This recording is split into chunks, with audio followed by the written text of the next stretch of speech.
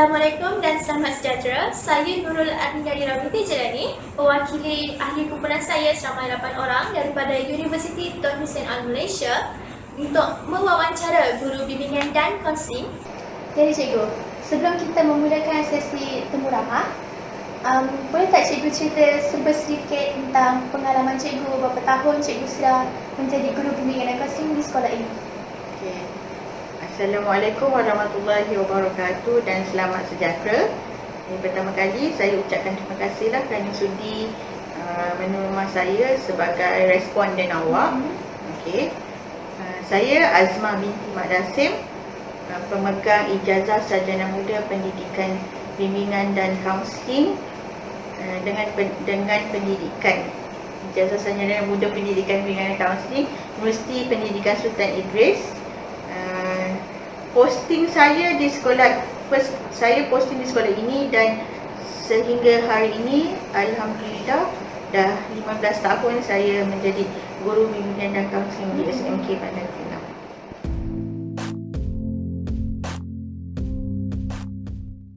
Ada 3 cara untuk kita menjalankan sesi kaunseling, iaitu cara pertama, sama ada klien kita itu datang secara sukarela. Kedua, diundang tu maksudnya kita cik kaunseling panggil lah. Yang ketiga, rujukan ni adalah lebih kepada mana-mana guru ataupun sesiapa sahaja yang membuat buka aduan lah. Untuk ketiga-tiga ini kebiasaannya kita melalui borang temu janji lah, kecuali kalau kes-kes yang mendesak. Tetapkan masa dan tarikh bila klien kita nak jumpa, persetujuan klien dan kaunselor, ikut masa mereka lah dan masa kami. Okay, bila dah setuju tu kita akan panggil melalui surat temu janji. Okay, dah panggil, pelajar datang, mereka akan tulis nama dalam borang yang disediakan. Lepas tu sesi kaunseling berjalan lah.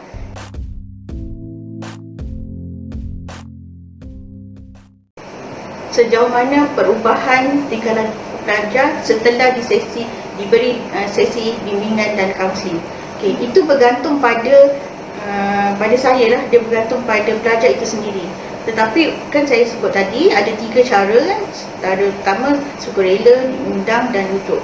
Kebiasaannya pelajar yang sukarela ini memang dia datang untuk dapatkan sesi kaunseling. Jadinya biasanya pelajar yang sukarela ini yang kebiasaannya akan berubah tingkah laku dia secara mendadak berbanding dengan yang kita undang, yang kita panggil mereka. Sebab itu biasanya kes-kes tertentu yang kita kadang-kadang ambil masa, kadang-kadang setahun, kadang-kadang 2 tahun, kadang-kadang tengok klien itu sendiri bagaimana diri dia nak berubah dalam masa yang singkat ataupun ambil masa juga.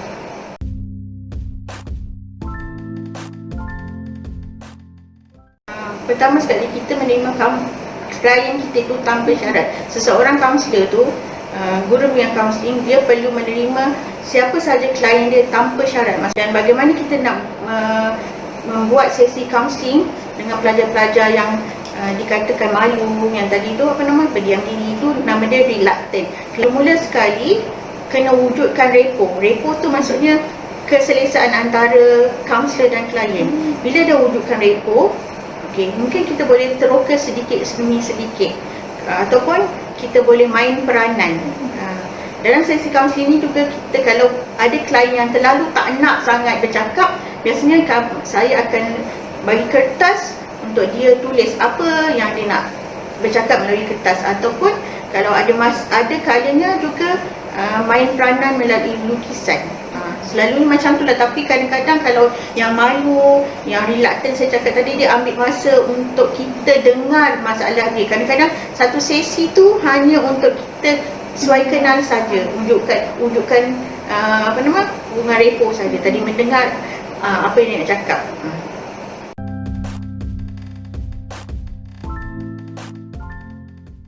Okay, kebiasaannya kalau unit bimbingan kaunseling tu dia lebih sebagai penyelaras lah, membuat kertas kerja, mengenali. Sebelum tu kita kenal pasti apa program kita nak laksanakan melalui permasalahan pelajar. Contoh dari segi akademik, dari segi sosial dan co-curricular. Kita submit kertas kerja tu pada pihak pentadbir untuk dapatkan kelulusan dan kalau dari segi kewangan kita akan carilah dan melaksanakan program. Kalau kita sendiri yang melaksanakan program, tak ada masalah. Ataupun kita kena cari orang yang boleh bantu untuk melaksanakan program. Dan dari situ juga dalam melaksanakan program kita ada kalanya kita memerlukan bantuan pelajar untuk kita ketengahkan bakat mereka. Dalam program kaunseling ni bukan hanya peranan kaunselor sahaja, tetapi pelibatan semua. Ibu bapa, kalau perlukan ibu bapa untuk datang ke sekolah, ibu bapa boleh datang. Ataupun guru-guru ataupun pelajar itu sendiri. Contoh dari segi bagaimana kita nak mengetengahkan keterampilan kepimpinan pelajar itu atau bakat pelajar itu. Melalui program kita ni lah, kita bantu mereka juga.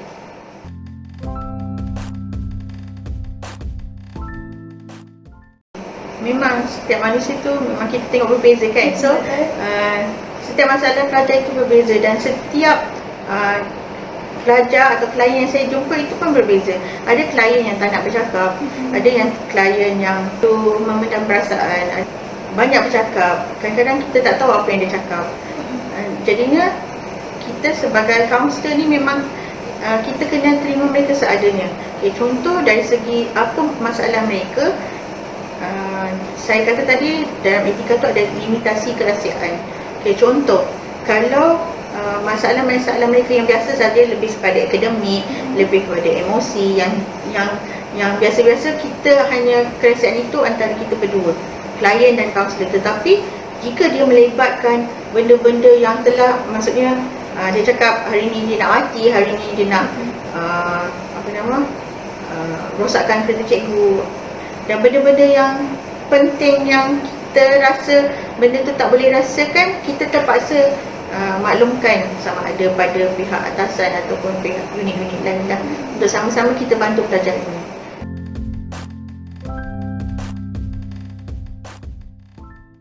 Saya rasa tak ada cikgu yang tak mana. Guru kaunseling, guru bimbingan kaunseling kebanyakannya adalah terlatih, adalah pemegang ijazah sarjana muda pendidikan, bimbingan dan kaunseling. Segi konsep kerahsiaan, memang guru bimbingan dan kaunseling memegang etika kerahsiaan yang paling tinggi, kecuali perkara-perkara yang memudaratkan pelajar ataupun yang perlu dimaklumkan pada orang lain. Contoh kes-kes berat lah. Kalau kes-kes biasa, memang biasanya guru kaunseling tak akan maklumkan pada sesiapa. Kecuali sekarang ini setiap sekolah, contoh ada peperiksaan pertengahan tahun, akhir tahun, percubaan SPM, percubaan PMR dan STPM. Dalam postmortem,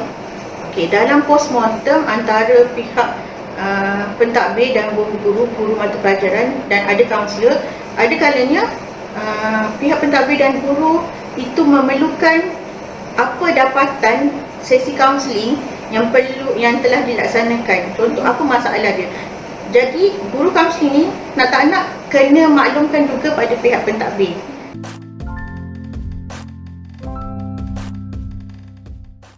Pada pendapat saya lah, bagaimana cara seorang guru kaunseling itu menjaga integriti mereka ataupun etika mereka. Pada pandangan saya, kalau saya sendiri, saya menerima pelajar tanpa syarat, membantu pihak sekolah dalam melaksanakan apa sahaja program yang sesuai lah untuk membantu pelajar itu sendiri dari segi akademik, sasiah maupun co-curriculum. Dari satu, hubungan baik kita dengan guru-guru, masyarakat, staf ataupun ibu bapa dapat membantu sedikit sebanyak dalam proses bimbingan dan kaunseling itu sendiri. Dan paling penting pada saya adalah kerahsiaan, tapi mengikut kesesuaian.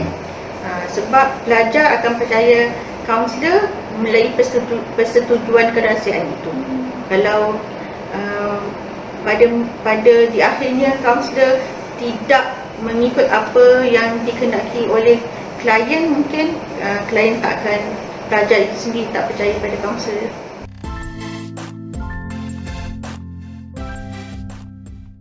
Keberkesanan aktiviti terhadap menangani masalah pelajar.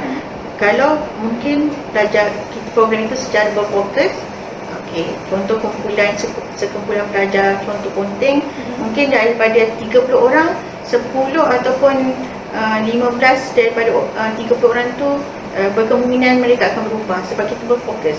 Tapi kalau kita menyeluruh satu sekolah, mungkin dalam 800 orang pelajar, mungkin sebahagian kecil mereka sahaja yang boleh berubah ataupun mengikut tingkatan. Yang penting sekarang pelajar itu sendiri, adakah dia nak berubah atau tidak. Tapi kalau kebanyakan program-program kita yang secara berfokus, alhamdulillah mereka berubahlah juga.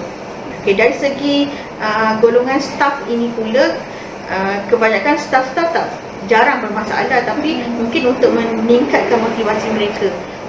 Kalau dari segi program peningkatan motivasi ataupun energi kepada staf-staf ni, kebanyakan dalam 80% lah.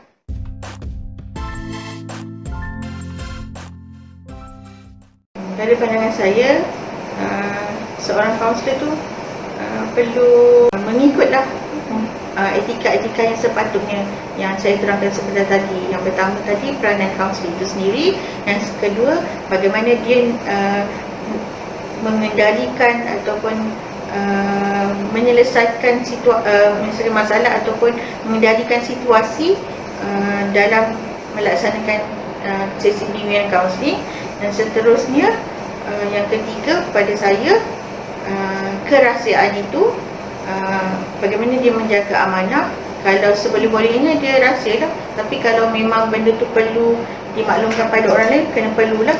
Dan penerimaan kaunselor itu pada apa sahaja masalah yang mendatang ataupun program-program yang perlu kaunselor laksanakan. Pada saya, membawakan kaunselor itu kepada masyarakat dalam sekolah.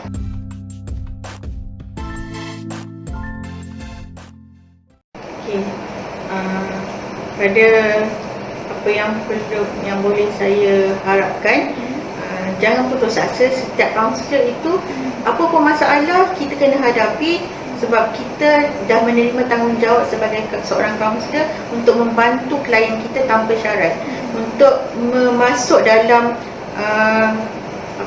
masalah mereka, empati kepada mereka. Sebab sekarang ni zaman IT kan, kena sentiasa meningkatkan lagi ilmu lah dari segi bagaimana penggunaan teknologi itu terhadap diaplikasikan dalam bimbingan kaunseling. Contoh dari segi video, mungkin kita boleh menarik perhatian pelajar-pelajar dari segi iklan dan sebagainya, untuk kita sendiri setanding, selaras dengan imitasi dan pemikiran pelajar-pelajar kita pada masa kini. Dan pada saya, kita terus membantu mereka walaupun apa sahaja masalah mereka hadapi. Dan pada saya, kita kena wujudkan antara kita dan pelajar, untuk pelajar percaya pada kaunselor, untuk kaunselor membantu pelajar-pelajar itu menyelesaikan apa sahaja yang mereka hadapi masa sekarang.